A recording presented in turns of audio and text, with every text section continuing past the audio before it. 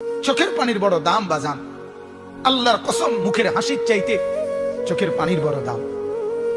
গোটা পৃথিবী ভরা সব হাসি, এক ফোঁটা চোখের পানির দাম অনেক বেশি। এই যে আজমিরে, যার নাম আপনারা সবাই জানেন, খাজা মঈনুদ্দিন চিশতি আজমিরি রাহমাতুল্লাহ আলাইহি, নাম শুনছেন না? কথা বলেন। 90 লক্ষ বেঈমান যার হাতে কালেমা পড়ে মুসলমান হয়েছে।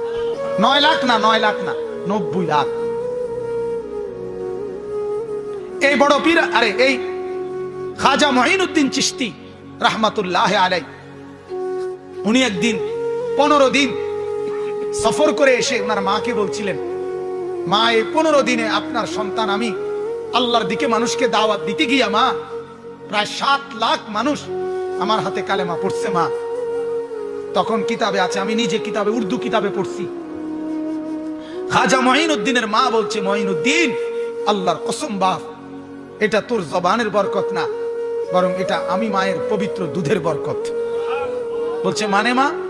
বাপ, আমি 2 বছর তোকে দুধ খাওয়াইছি। আল্লাহর কসম, এই 2 বছর দুধ খাওয়াইয়া কোনো দিন বিনা অজুতে তোকে এক ঢোক দুধ খাওয়াই নাই। আমার পবিত্র দুধের বরকতে আল্লাহ তাআলা তোর জবানে বরকত দিছে, যার কারণে তোর হাতে মানুষ কালেমা পড়ছে। মা, মা, আজ কোথায় আমাদের সেই মারা? কোথায় সেই মারা? এই বেনামাজি সন্তানের মা, মা পরিচয় দেয় কেমনে? এই বেহায়া সন্তানের মা, মা পরিচয় দেয় কেমনে? এই জন্য আমি দিবানিশি বলি বাজার, যে ঘরে ছেলে নামাজ পড়ে না, মেয়ে নামাজ পড়ে না, বিবি নামাজ পড়ে না, আহা, আল্লাহর কসম, উচিত ছিল ওই ঘরের বাপ মা চিৎকারে কান্দা। ওই ঘরে কান্নার রোল পড়ার কথা ছিল, ওই বাবার চোখে পানি ঝরার কথা ছিল, ওই মা চিৎকার করে কাঁদার কথা ছিল যে হায় আমার কি হবে, আমার সন্তান তো নামাজ পড়ে না, আমার মেয়ে তো নামাজ পড়ে না। আল্লাহর কসম, এটা হওয়া কথা ছিল মুসলমানের ঘরে। আজ কোনো পেরেশানি নাই। বাবার চোখের সামনে, দাদার চোখের সামনে সন্তান নষ্ট হয়ে যাচ্ছে, স্বামীর চোখের সামনে স্ত্রী বেপর্দা হাজারো ছেলেকে, হাজারো পুরুষকে তারই টাকা দিয়া কিনা গহনা অলংকার, পাউডার, স্নো মাইকা, রাস্তার লম্পট খারাইয়া মুতে, এরম বেদ্দফ এগুলারে দেখতে বললে তার বেড়ি বাইরে, হ্যাঁ? আর এই অপদার্থ স্বামী এটা হজম করে। তোরে জামাই হইতে বললো কে বেড়া?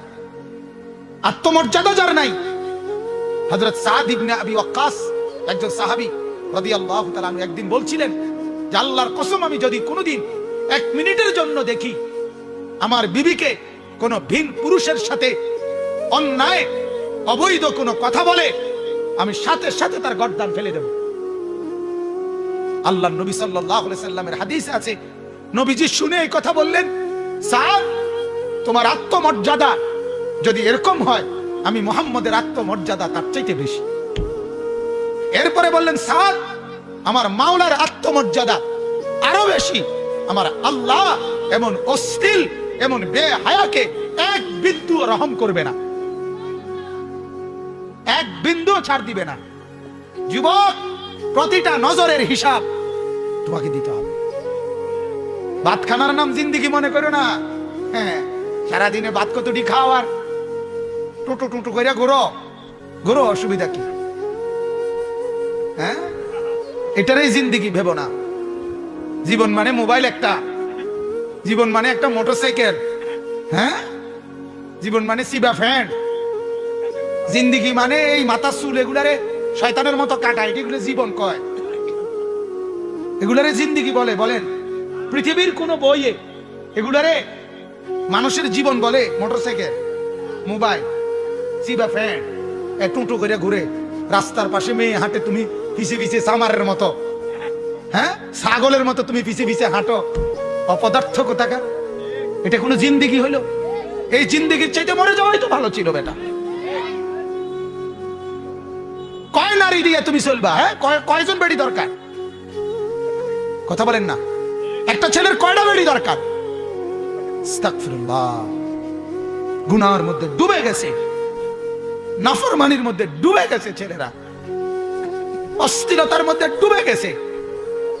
মার খবর নাই, বাবার খবর নাই, স্বামীর খবর নাই, কারো কোনো হায়া লজ্জা নাই। মহিলা সারাক্ষণ টেলিভিশনে নাচ গান, নাটক, সিনেমা, হিন্দি সিরিয়াল এগুলো দেখতেছে, একটার পর একটা পাউডার, সুনু, জামা কাপড় বদলাইতেছে। আর বাজারে বাজারে একদিন কিনে জুতা, আরেকদিন কিনে বদনা, আরেকদিন কিনে জামা, যে একটা একটা করে করে আলগা আলগা কিনে। এক লগে কিনতো না, কারণ এক লগে কিনলে তো একবারে কিনে হয়ে গেল। এক দোকান থেকে কোনো খরচা করে না, এক দোকান থেকে খরচা করলে 1 ঘন্টা লাগাইয়া যে পাউডার তৈরি লেগেছে, এটা যদি কমপক্ষে 30টা দোকানে না দেখাইতে পারে তো খরচা উঠাইয়ে না। এটা খরচ আছে না, পাউডার, সুনু, ফেয়ার এন্ড লাভলি, মেকআপের এটা খরচ আছে। তো এই খরচাও তো উঠাইতে হইব।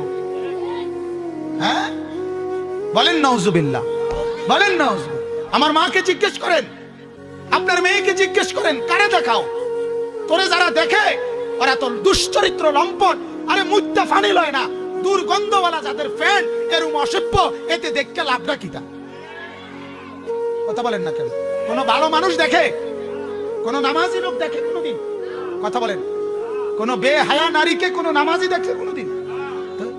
আর যে দেখে তার কলিজাটা, যেই যুবক কোন বেপর্দা নারীরে দেখে, দেখার পরে তার দিলের মধ্যে এই বেডিরে নিয়ে, এই মেয়েটাকে নিয়ে কল্পনাটা কি আসে, এটার আল্ট্রা রিপোর্ট করা, বাইর করা হয়। আল্ট্রাসোনোগ্রাফি রিপোর্ট যদি বের করা হয়, তাইলে দেখা যাবে ওই যুবকের কল্পনায় ছিল এই নারীর উলঙ্গ ছবি। উপভোগের কল্পনা ছাড়া, জিনা ব্যভিচারের কল্পনা ছাড়া আর কিছু ভাবছিল?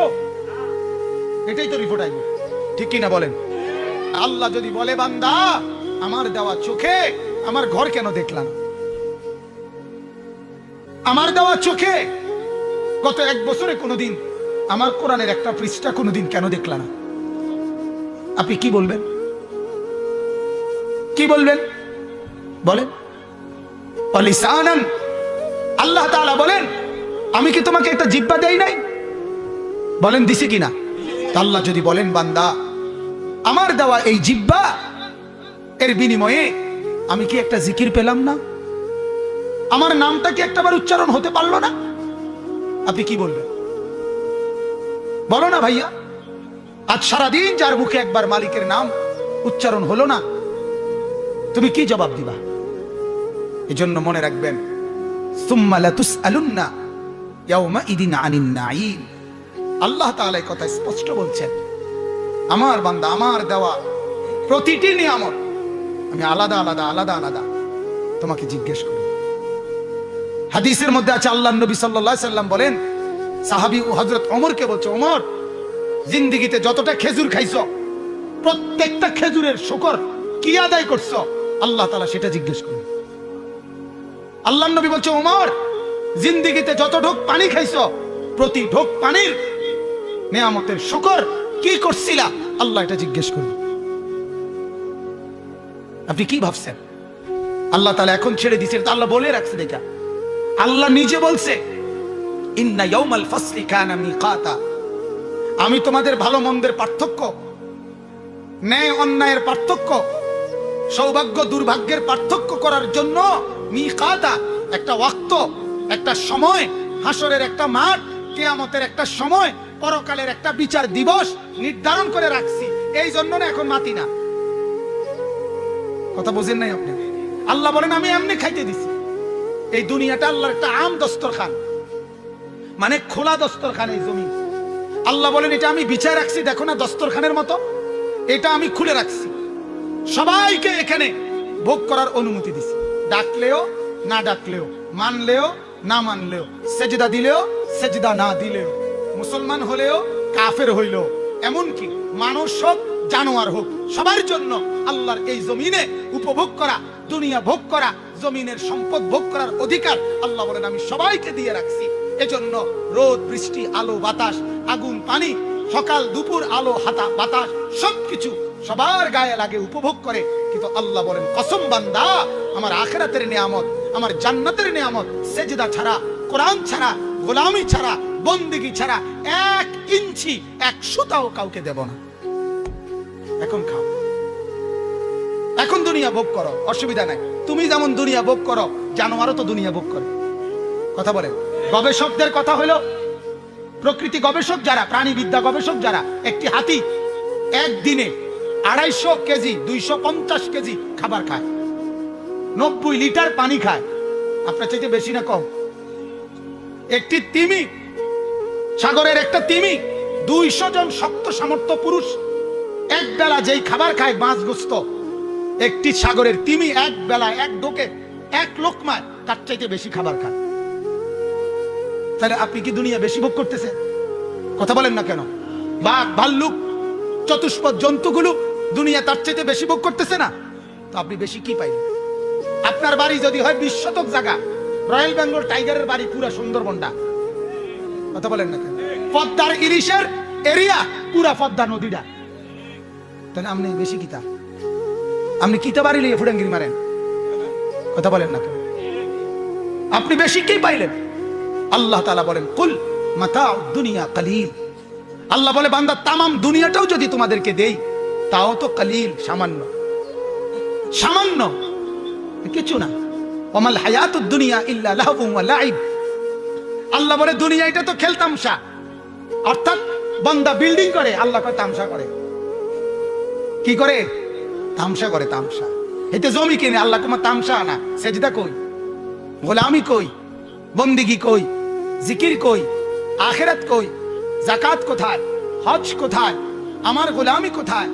আল্লাহ বলে এগুলো যার জীবনে নাই সে তো আসলে মালাঠোলা নিয়া তামসা না করে, মালাঠোলা। এই জন্য বাপ, এই আয়াতের তাফসীর করার জন্য এই কথাগুলো আমার বলা হয়ে গেছে। আমি শুধু এবার তরজমাটা বলি, আমার কথা শেষ। আল্লাহ তাআলা বলেন ওয়ালাকাদ আতাইনা লুকমানাল হিকমা। আল্লাহ তাআলা বলেন আমার একজন প্রিয় বান্দা ছিল লোকমান, আমি আল্লাহ তাআলা তাকে হিকমত দান করছিলাম। এই লোকমান আল্লাহর একজন নেক বান্দা ছিল, যে ছিল একজন কৃতদাস। আইয়ুব আলাইহিস সালামের জামানায় যে কাঠের কাজ করত, আল্লাহ তাআলা বলে কিন্তু কৃতদাস হওয়ার পরেও, কাঠের কাজ করার পরেও আমার বন্দিগি পুরাপুরি করত এবং আমার এক বিন্দু নাফরমানি কখনো করে নাই। যেন আমি খুশি হয়ে একদিন রাত গভীরে ফেরেশতার মাধ্যমে, তাফসীর ইবনে কাসিরের মধ্যে আছে, আল্লাহ তাআলা তাকে আল্লাহর শ্রেষ্ঠ নিয়ামত হিকমত, এটা আল্লাহ বলেন আমি তাকে দান করলাম।